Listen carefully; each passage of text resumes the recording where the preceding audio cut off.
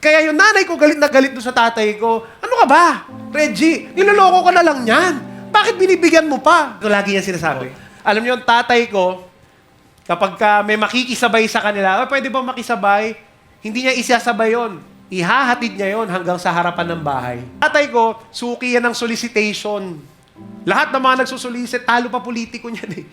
Suki sa pagiging ninong, at madalas din po yung mabudol at maabuso ng mga mapagsamantalang manluloko.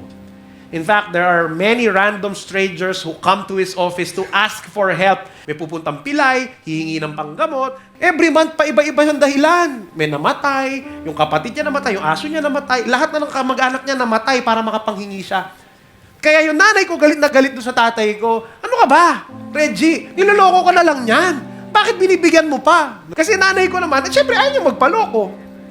Pero alam mo yung tatay ko, ito lagi niya sinasabi, mas mabuti na tayo ang hinihingan kaysa tayo ang nanghihingi. Ito maganda sabi niya, kung niloko man niya ako, Diyos nang bahala sa kanya.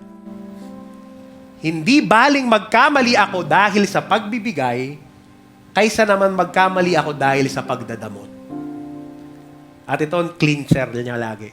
Tsaka, kailanman, di naman tayo pinabayaan ni Lord, di ba?